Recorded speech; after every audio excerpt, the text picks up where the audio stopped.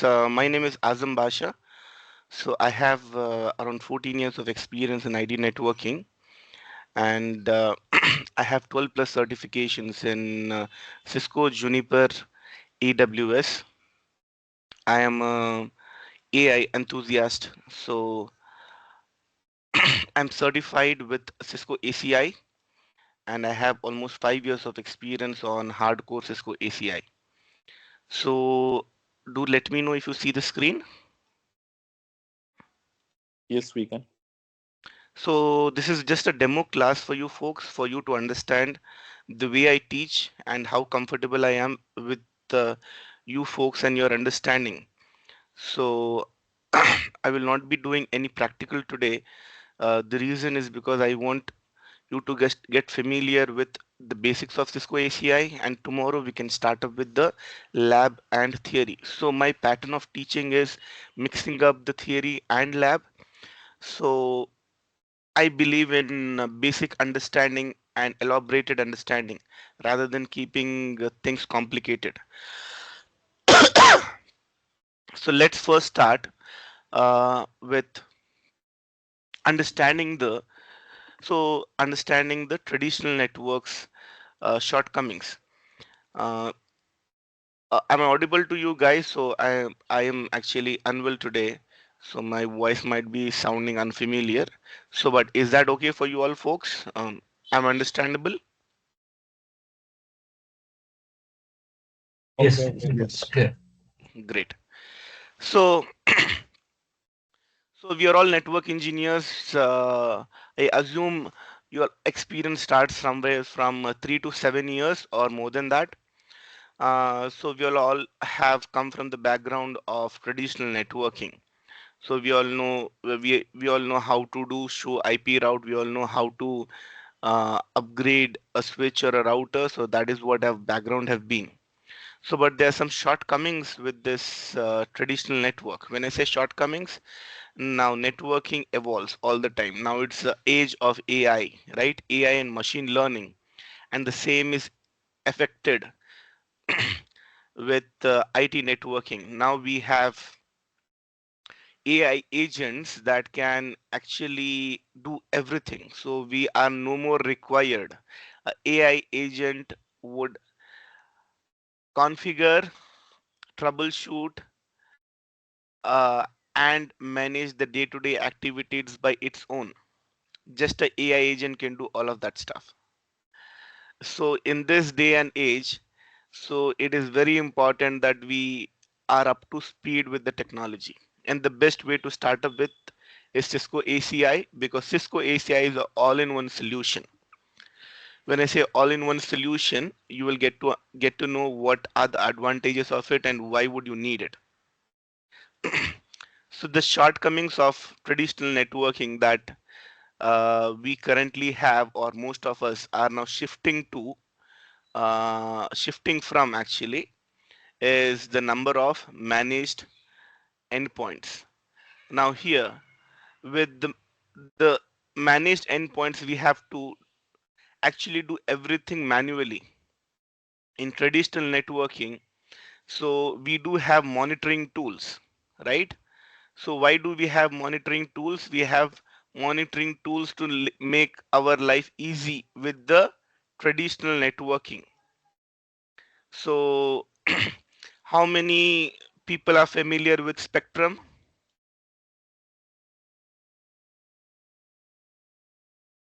NetFlow,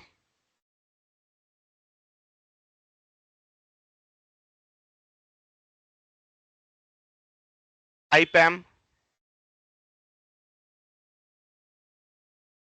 Anyone familiar with these three tools or any other tools? Like, which networking tools do you all like work on? Anyone can answer.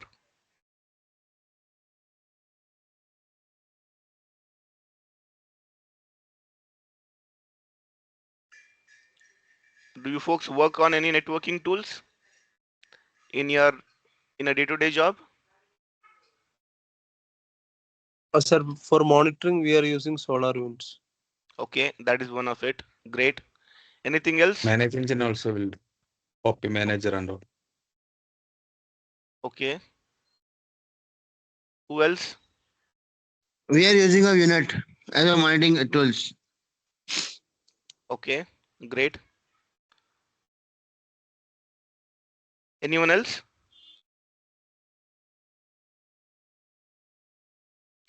Okay. The reason why we are using all these monitoring tools is to make our life easy with the traditional networks, because traditional networks does not come with any predefined feature.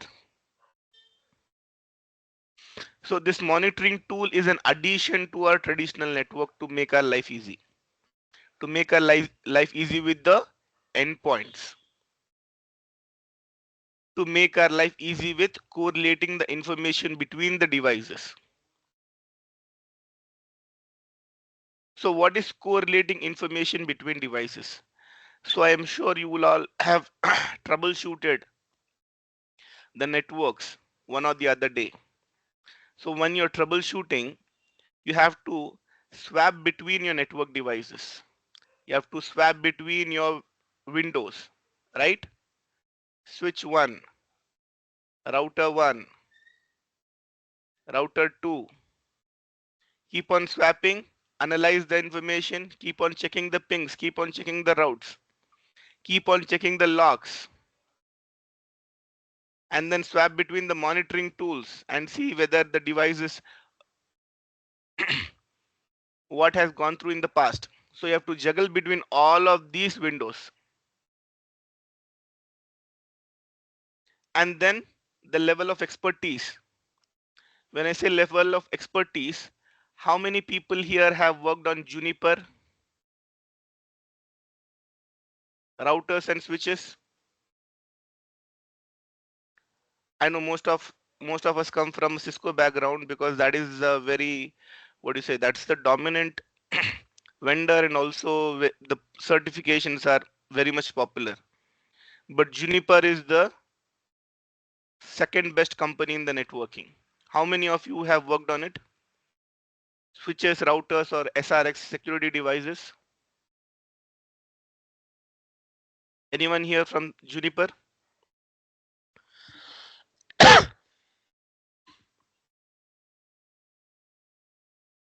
No?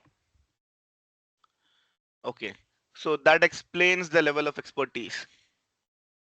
That means that in our network, in the production network, even if one router or switch from Juniper comes in, our hands become cold. That means that we have to go back to Google and search what is the equivalent of show run pipe include. Why do we use show run pipe include? To know the specific config of the device, right? But there is no show run pipe include in Juniper. This show configuration pipe match, pipe display set. If you want to display the set commands of it, it's a completely different architecture.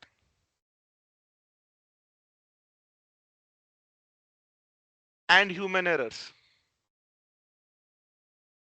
I'll tell you a small story of human error.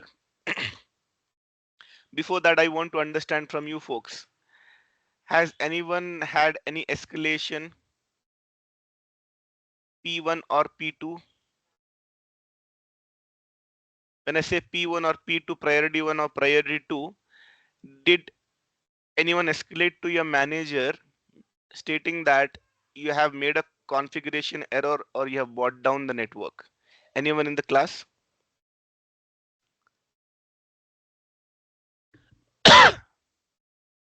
I would raise my hand. I'm one of them. So is anyone else there apart from me who has brought down the network? No. Okay. Parmar is the perfect network engineer, I guess. Rupesh also. No, no, we have we have no any more rights to the changes without any permission. So that's why we are. I'm saying no. So when you make the great, I guess Rajesh has brought down the network. Is that correct, Rajesh? Yeah, One of my many colleagues have times. done. So just to answer Parmar, so yes, we cannot make changes without the change window, right? Without a change ticket. But what happens Yes, when we are yes, yes. copy pasting the change? So the change will be either on a Sunday. I'm sure everyone will relate to this. Either you will have a change on a Sunday or early morning IST time on a Wednesday. Correct? Yes, yes, Early correct. morning on Wednesday and early morning on Sunday. How would you be feeling on Sunday? Okay, Wednesday, let's say that we are very, very good network engineers, right? So we are there like Krishna, like this Infosys person, right? 70 hour of work, 90 hour work. We are the guys who are doing that, right? So we are so good that we are doing it. What happens on Sunday? Sunday morning, you go copy paste from your change. Even if there is one error, what happens with Cisco is it will take up or error out. But what happens with Juniper,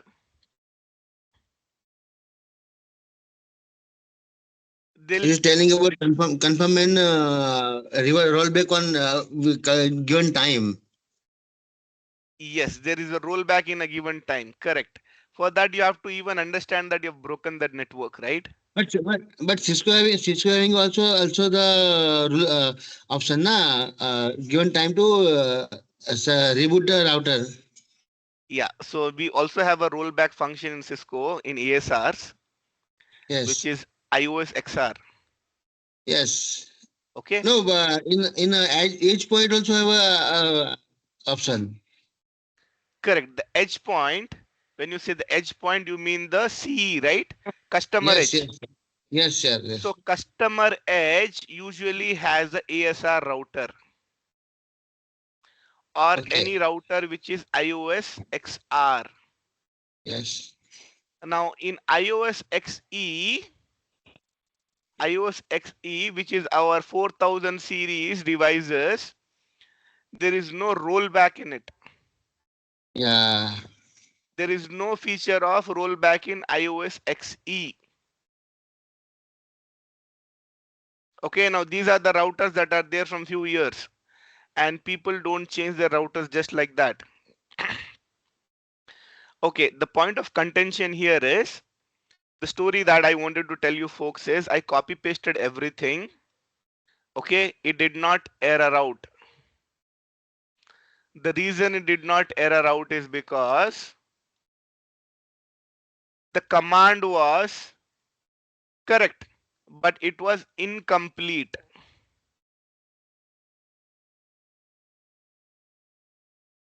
Okay, in this, if the command is incomplete, it will take up. For example, on Cisco, try it out.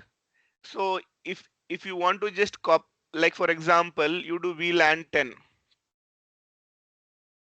right? After that, you do question mark and just type in the same command. Okay, it will take it up. Though it will not, though the network would not work, though the end-to-end connectivity would not work, but still it will take up. Okay, so in that situation, I just copy pasted. It was a humor error from my side. I did a commit. It was 1 p.m. in the afternoon of Sunday, and I rushed from my home to office. Okay,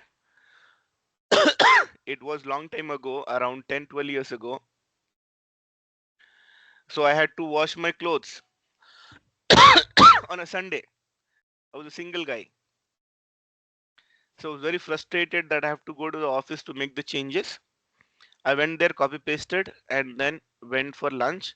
And when I came back from lunch, I had a very lengthy email from my manager with the escalation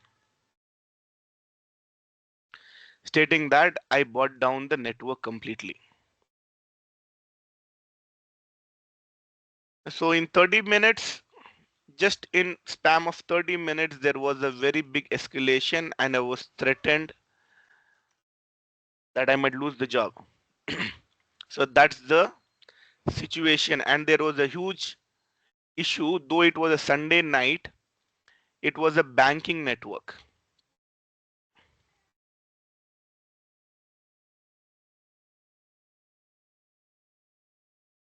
So everyone looks for 100% uptime nowadays, right? So this humor error is very costly for the organization, and definitely it is costly for us, because if we make any error, then it comes back to us, right? The knife comes back to us, and it is very much on high risk in the traditional networks. And then the difference in protocol implementation. I have a question for you folks. EIGRP.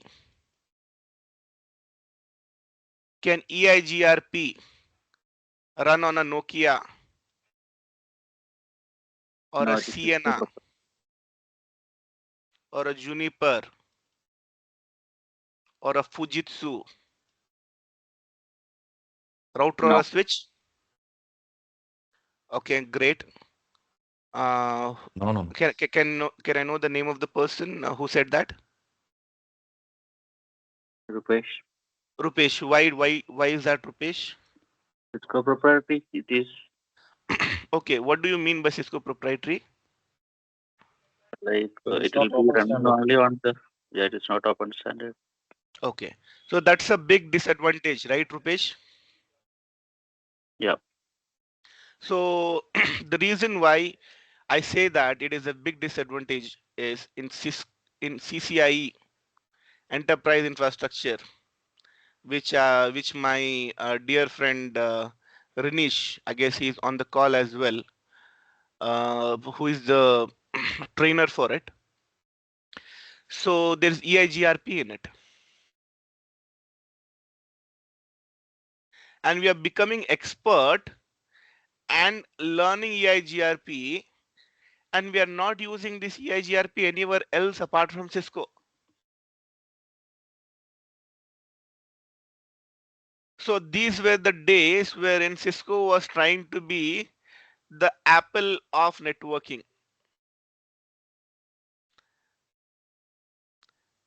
How many folks have Apple mobile with you?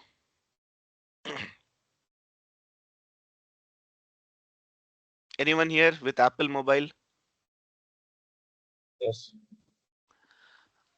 Okay, one. Anyone else?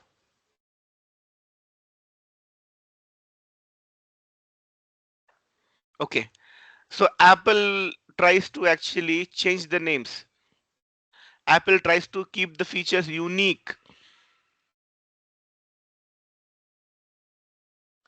The word unique is no more relevant in networking nowadays. If you are going to unique, you will be outdated.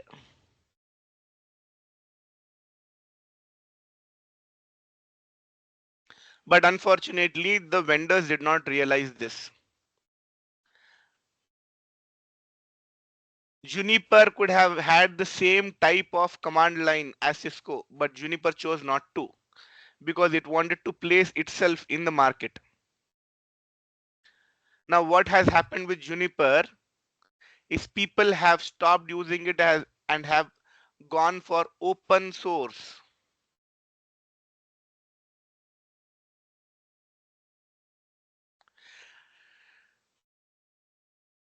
So, have anyone heard about open source OS in Cisco? I mean, in networking routers and switches? Has anyone worked on it?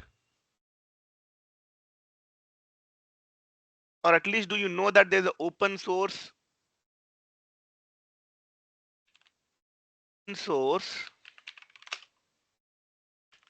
OS for routers? Has anyone Googled this? Right? Yeah, there every router is coming with the kernel based router, which is open source, huh? No, see, there is a V. VOS. Okay. This VYOS. If you see here, I'm googling in front of you folks so that you're up to speed. So this VOS has been from a long time, at least from 3-4 years for now. So this OS comes for free, absolutely free.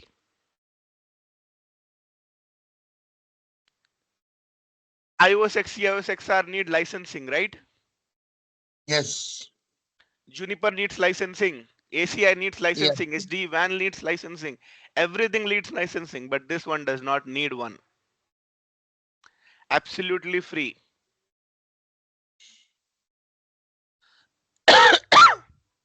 So people have moved to open source, and that is why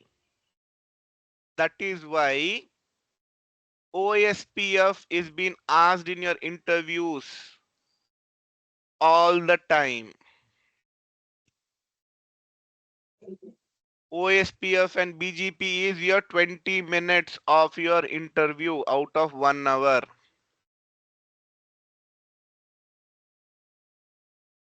Because right now routing is OSPF and BGP. That is it. If you go to the service provider side, then you might get couple of questions on ISIS. Yes. No EIGRP at all. EIGRP is outdated from the market. So these are some shortcomings or downfalls of a traditional network.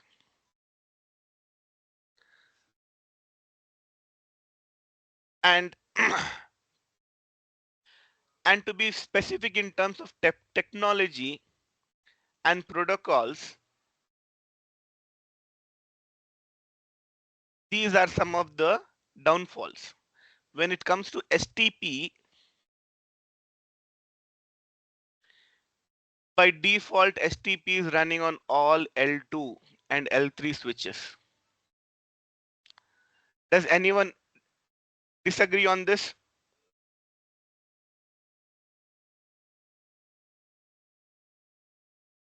STP works by default on all L2 and L3 switches. It comes out of the box. Correct? Yes, no, folks? Yes. Correct? Yes. With that, the blocking thing comes in.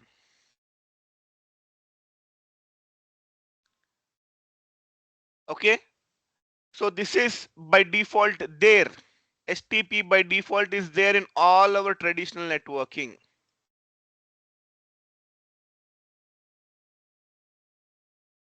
To eliminate STP, blocked links and maximize bandwidth between tiers, access and aggregation switches are typically paired into VPC domains, but each VPC can be formed using a maximum of 2 switches. So we always try to evolve, right? So in the traditional network, we brought in Nexus. I'm sure everyone knows Nexus. Nexus runs NXOS, and VPC is supported only on Nexus. VPC is not supported on a 9000 series switch, which is the latest one from Cisco. VPC is only supported on your NXOS.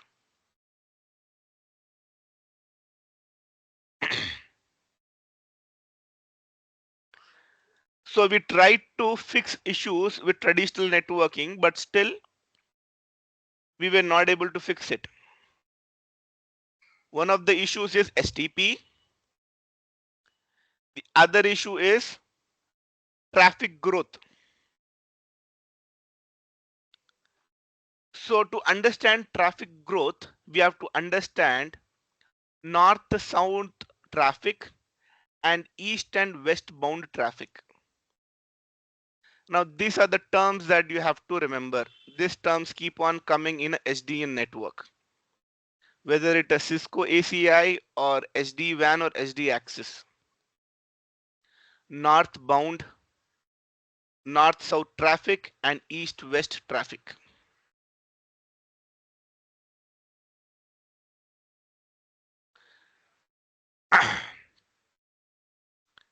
So this is north, south, east, west.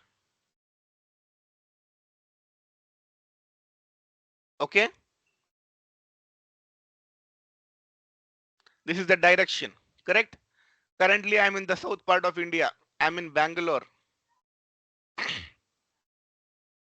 Is anyone from North India here? I guess Parmar, right?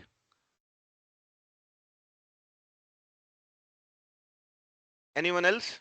West region, West region. Oh, great. And where does Michigan come in? Like, where can I segregate you? East or west in terms of India? Uh, this is in West, Middle, East, East. Okay, sorry, East. East. Okay. Parmar is from east. See, just use the same analogy. The reason why I asked this to Parmar, now Parmar I could categorize Parmar as east based on the traffic flow. So using the same part here, the southbound traffic is always related to the endpoints.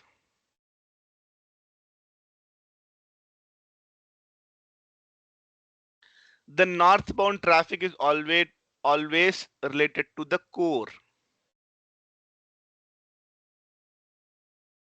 The east and westbound traffic relates to the switches that are between. If it is a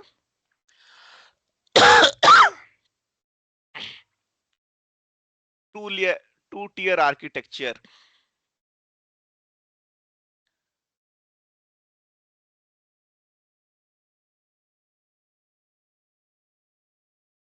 and in this two-tier architecture, in a traditional architecture, you will be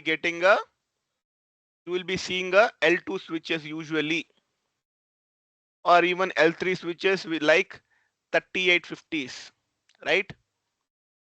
3850s, and then slowly now there are new series also coming in, like 4000 series coming in, right? So the mid-level switches you see in the traditional networking. So when you say north and south, that means that the increase in the core switches and increase in the endpoints. East-west traffic, the increase in your L2, L3 switches.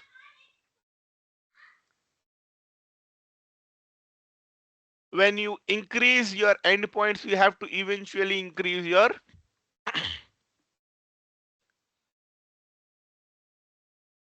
L2, L3 switches also. So when there is an increase in traffic, the complications will start coming in. What kind of complications? VLAN limitation.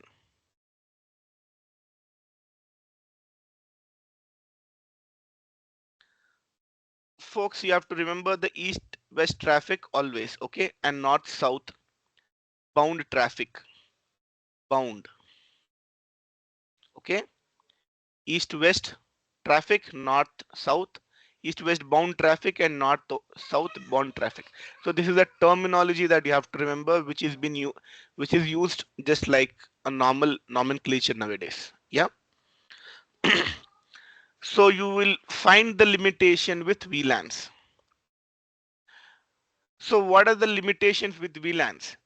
The limitations with VLANs are we can have a maximum of 4094 VLANs only.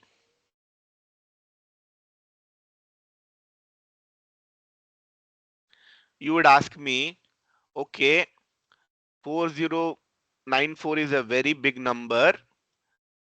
It's a very big number. Do you even think that there'll be so many VLANs possible? Yes, it's a very good question, but I would say that this is a limitation. Why I would say a limitation? How many people know IPv4 is extant?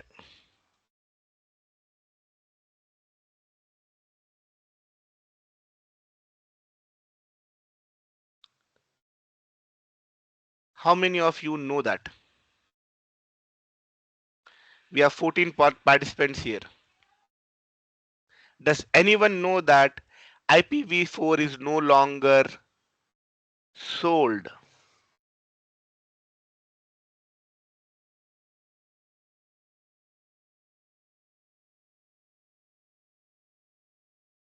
Public IP. Does anyone know here? Yes, no, folks? No, sir. Okay. From very long time, right? Yes, it's been few years now. It's not a very long time. It's just been few years. Is it in a specific country or a region or No, it everywhere? is completely, yes, it is completely Ah, run out of I mean, IP you spaces. okay? I mean, the company that I'm working on actually in a process of buying the public IPs. They Uh-huh. were completed. Yes. So you're in the process of buying the IP. So when was the last time you They bought are the IP? completed. Um, it started over a month ago, and we were able to acquire some of the IPs. The IPv4? Yes, Okay. So there might be I mean, some usable acceptance IPs. there. No, Yes. usable IPs. When I say usable IPs, like see, you have to pay for an IP. So now this is basics. So now that the topic has come in and you people don't know, I just want to elaborate or give few minutes for this, okay? There's a company called Ayana. Has anyone heard about this company, Ayana?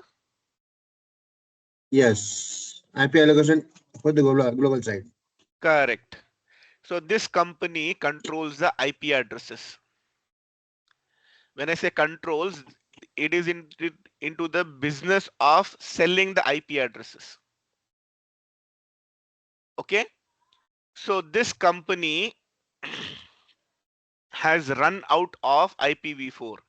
It is no longer able to allocate any IP addresses in the internet, which means that now in internet, a public IP, what is internet?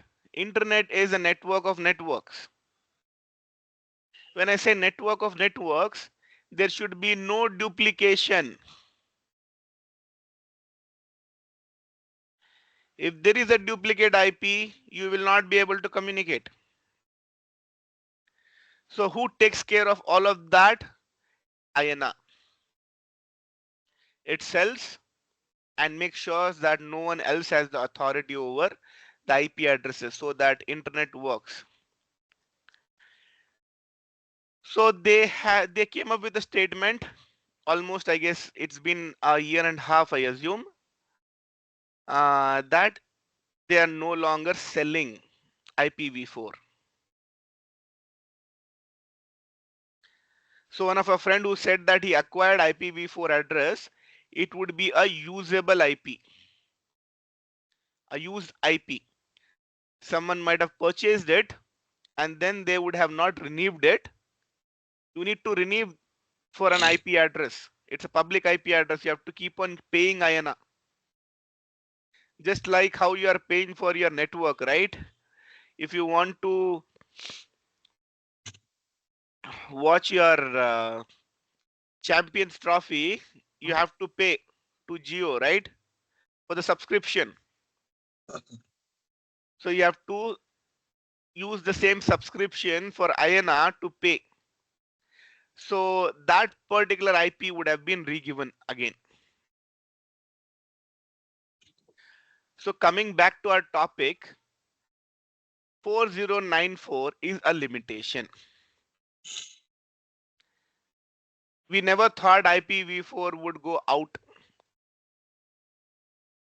We never thought it will be extinct, but it is now. So everyone is using IPv6 in the internet. What they're doing? Any guesses, folks? We still use IPv4 in our data centers, networks, everywhere. But everyone is using IPv6 at the edge.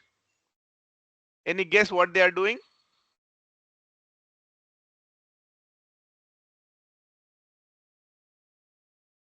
Any guess? Anyone from the WAN side?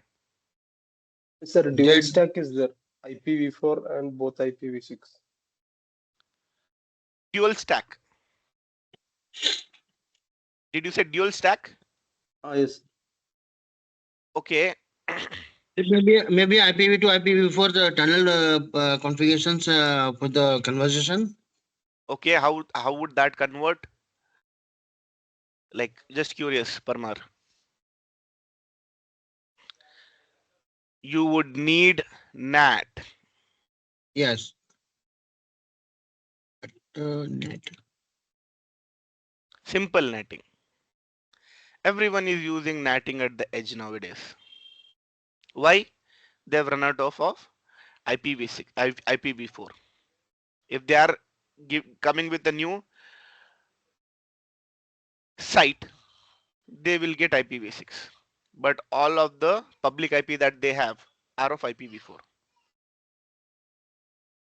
Okay. So moving on, network agility. So this is also one of the issues. What is network agility? Making changes faster, like I did 12 years ago. I copy pasted fast and brought down the network. Right? So if we are fast, we are tend to make errors. And then the security. Now in traditional networks, for everything, we need to have a component, a hardware component. We have router for routing, we have switches for switching, and then we came up with L3 switches that will do the routing and switching. But for firewalls, we did not come up with routing, switching, and firewall, right? Yes, we do have routing and switching in firewall, but the primary function of that firewall is dropping the packets, correct? So if you need to have a security component in your network, you need to add a firewall. Yes, no, folks? Yes. Yes. Yes. You need to add a hardware and you have to create a zones, right? Like your internal zone, outside zone, inside zone, DMZ Outside zone, zone. all types of zones you create. One of our folk is from security background. He'll know it better, right? So that is one of the disadvantages, that we have to include the component all of the times. The next one is network visibility. Network visibility, we have to go in each and every device and see what is the issue with it when we are troubleshooting. We have to go and check in each and every device, or go and configure in each and every device one after the other. So these are all the drawbacks or limitations of traditional networking.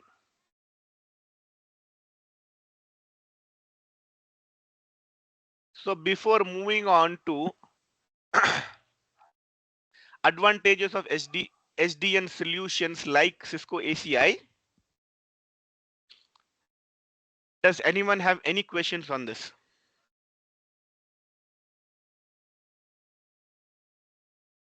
Are we good? Yes. Okay, one yes. What about other folks? All good. All good, great. Yeah, fine. Okay, great. So now let's understand the benefits of Cisco ACI. Now we have spoken so much about a traditional network. If they're so bad, why do they even exist? They existed because at that time they were the best. 3-4 years ago, we did during COVID, did we know that Chat GPT is coming in and AI will come in and Even in the ML will. legacy, in the legacy Nexus, they also have introduced the VXLAN and north-south traffic, right? So how it is legacy Nexus replacing this ACA? See, to answer your question this way, Nexus, firstly, Nexus is a different device. ACI is a different solution.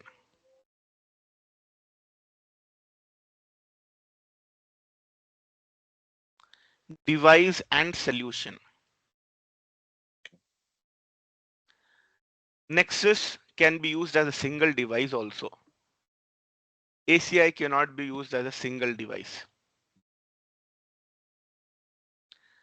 Coming back to your answer, now this device will have all the features that are supported by Cisco ACI.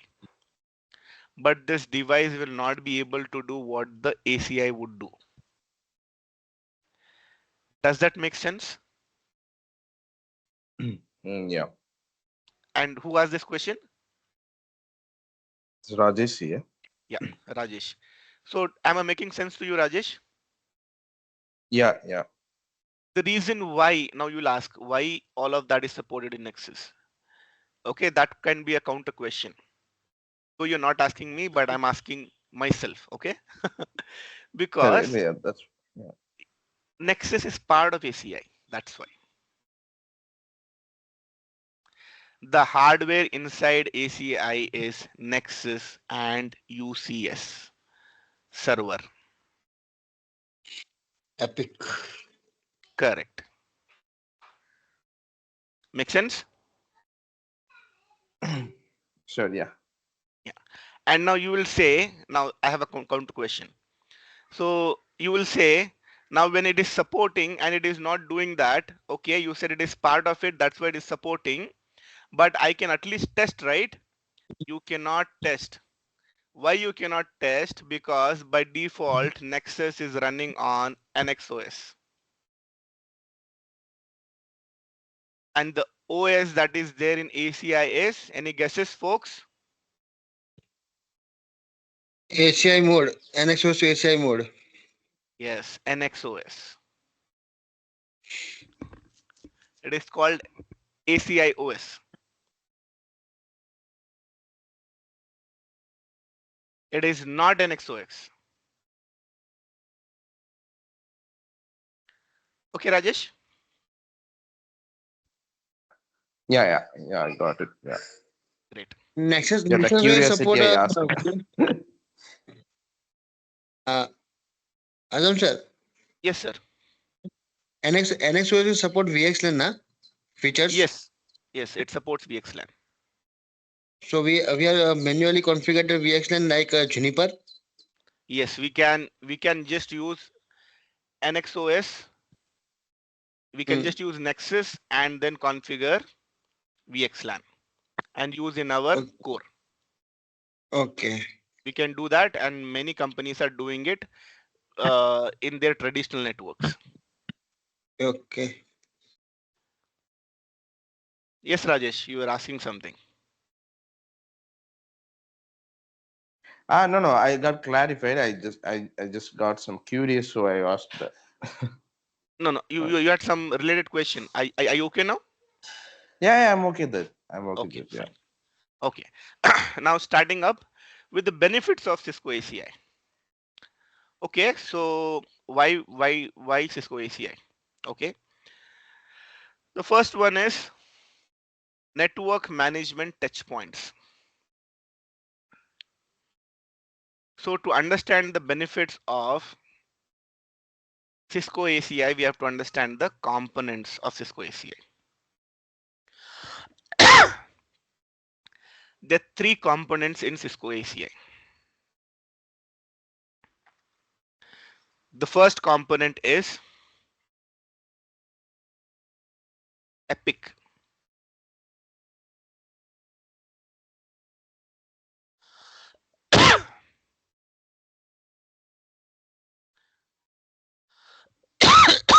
Sorry, folks. This Epic controller.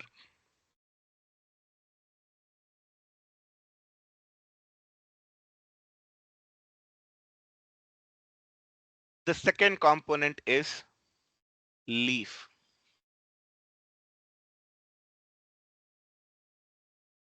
The third component is Spine.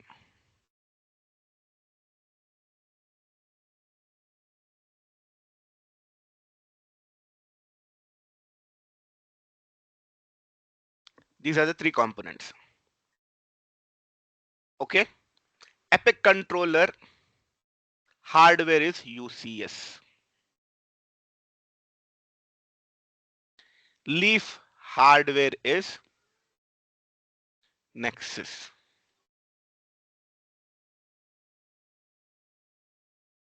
Spine hardware is Nexus. I don't want to go in the model numbers. If I go into the model numbers after 6 months, you will forget or the models will change. On a high level, you have to understand Leaf and Spine are Nexus. And just for your remembrance, Leaves are high powered Nexus. When I say high powered with higher configuration, these are the bulky devices with lot of modules, the big boxes. Spines are the lower lower models of Nexus with lesser ports. That much you have to remember.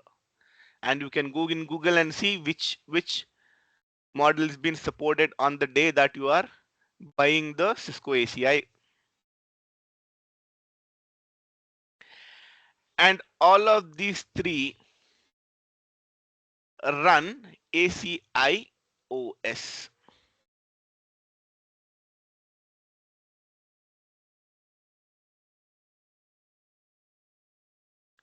Any questions on this, folks?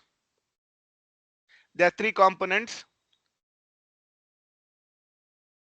Epic controller, Leaf, Spine. The hardware of those components is Nexus and UCS, and the software of those components is ACI OS. Okay. Any questions on this? It's straightforward. Okay.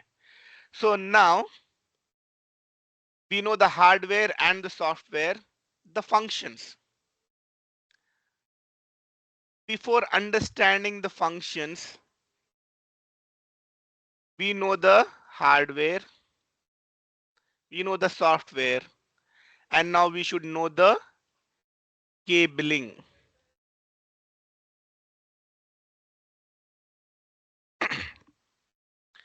I am a network engineer from the traditional networks. My manager says we are bringing in Cisco ACI and you are going to be the lead. So what will I do? I will go and first learn about ACI. Where would I start? I would start with the hardware. Then I will understand what OS it is running, because this is a complete solution. When I say it is a complete solution, all of them work as a single fabric.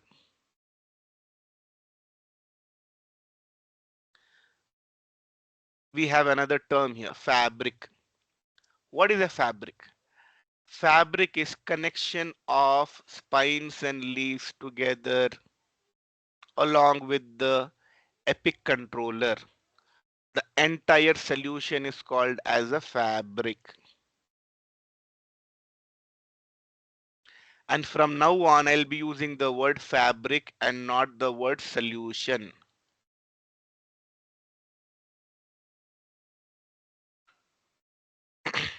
Sir, on what context we are saying fabric?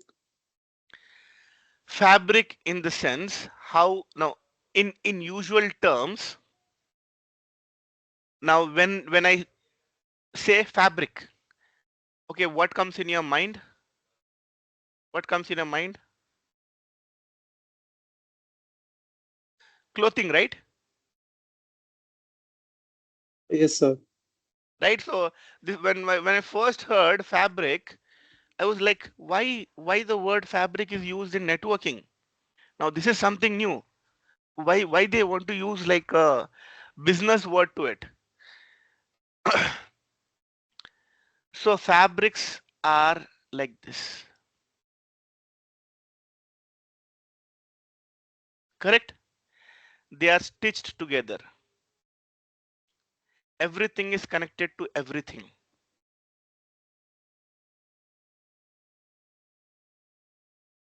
Everything is connected to everything. You agree that? If it is not closely knit like Yes, sir. this, it will not become a cloth, right? Yes, sir. So you're saying that every leaf spine, every nodes are interconnected. Correct. If you see, spine is connected to all the leaves.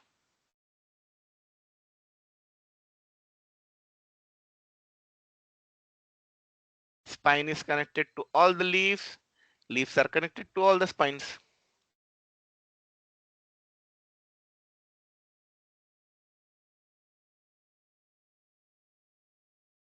Now you will ask me a counter question. Okay, Azam, you said spines are connected to the leaves, leaves are connected to the spines, but the controllers are not connected to all of them. Yes, they're not connected to all of them. There is no need. You would ask why there is no need? Because the controllers do not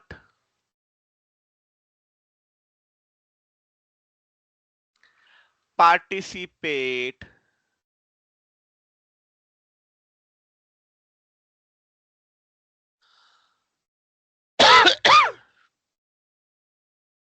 in data traffic.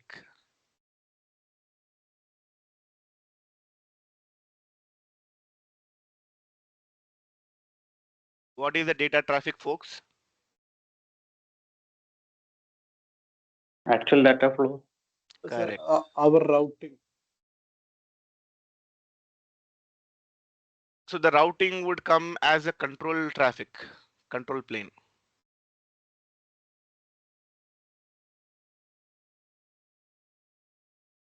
And let's say there is one, I'm using the word EPG, endpoint group. Okay? I'm using the word endpoint group.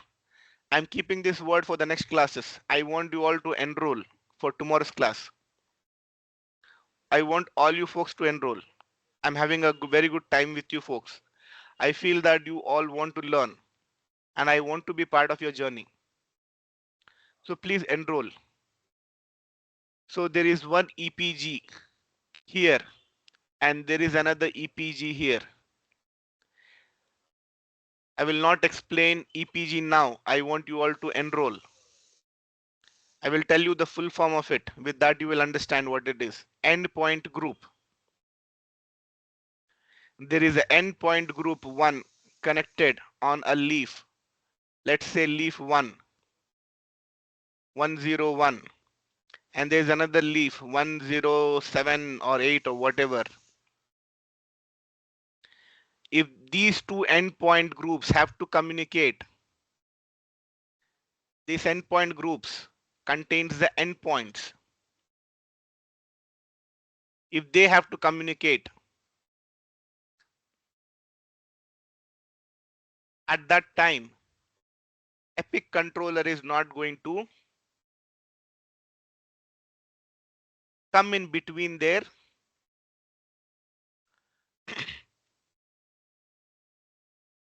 data traffic. It is not going to come in between their communication.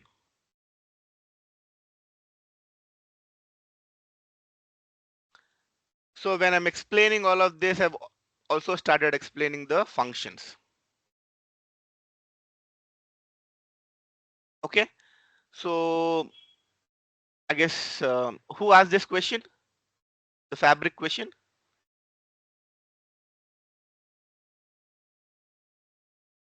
Sir, me, Adarsh. Adarsh. Okay. Are you good, Adarsh? Yes, sir. Okay. Any other question, folks, on whatever I just explained? Basa, I Yeah. have a question. Yeah, please go ahead. Is there is any interface between these servers for the failovers? Okay. When you say servers, you mean to Control say the unit, yes. Epic controllers, correct? Yes, yes. So the next, that would be our next maybe discussion. So if you see for the failover, now there are two types of failovers. As a network engineer, we all have come across this. The first type of failover is, let me use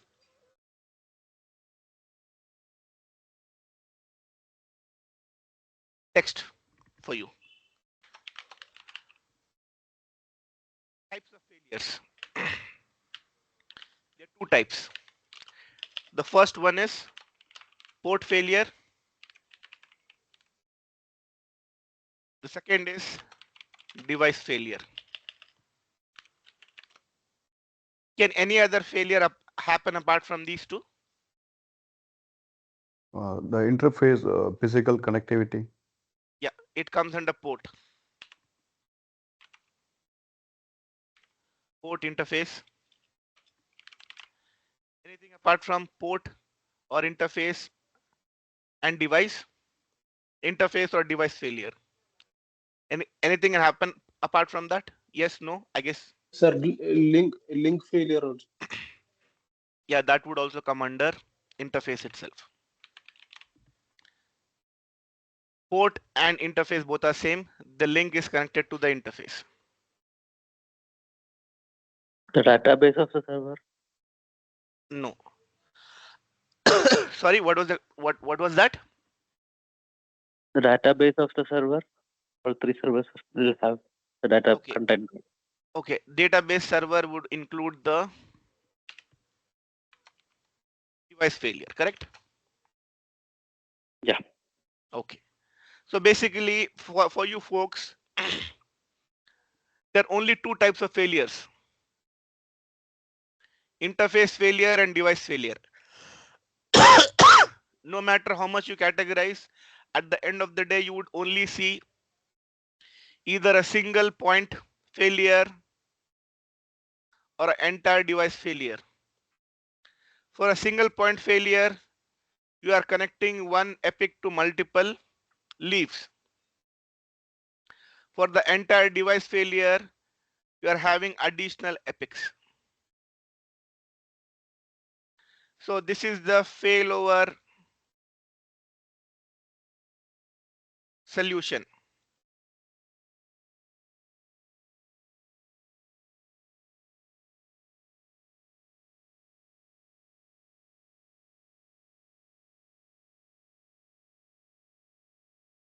Okay, are we good?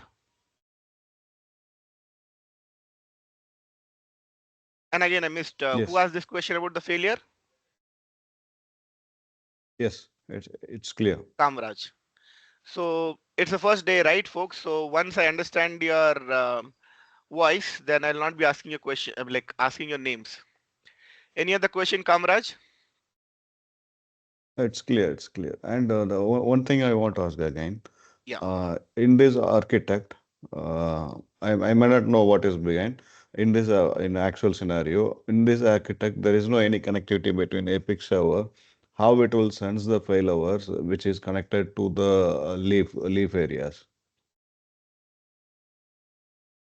The epics are connected to the leaf. Yes. In case And the controller one goes down, Mhm. how the controller two will sense to act. Okay. So for this, you have to join a class. Kamraj, have you enrolled? Yes.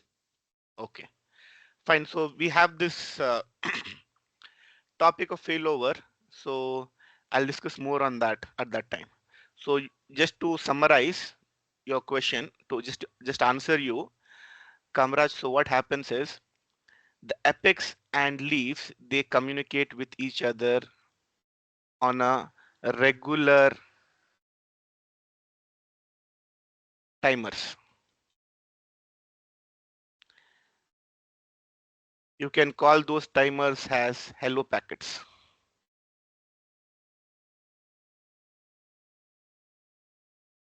So the epics will be communicating with the leaves continuously. If one goes down, the other will be communicating.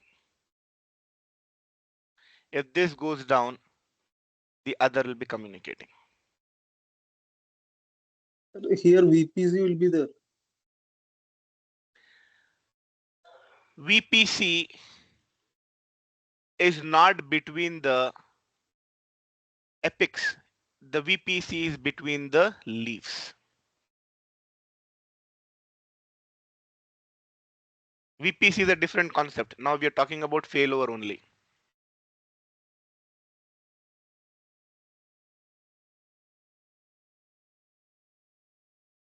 So what happens, Kamraj? So leaves will be continuously communicating with the epic. So do you know what is CDP? Sir, Yes. discovery protocol.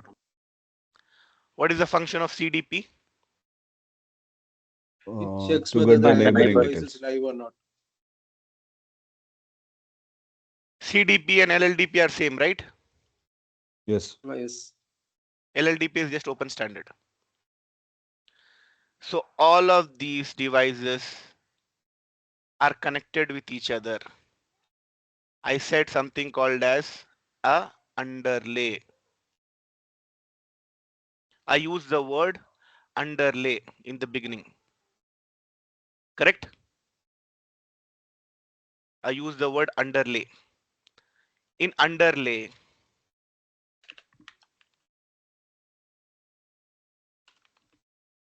devices will be communicating with each other and there will be protocols like ISIS,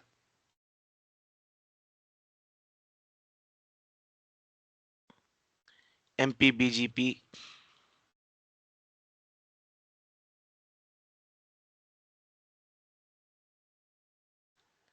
VXLAN, multicast. So we'll discuss all of this in detail.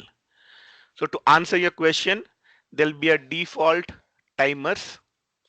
You can think those timers as hello timers. And if one epic goes down, the other epic takes over. How it will take over, what will happen, all of those we'll discuss in the next class.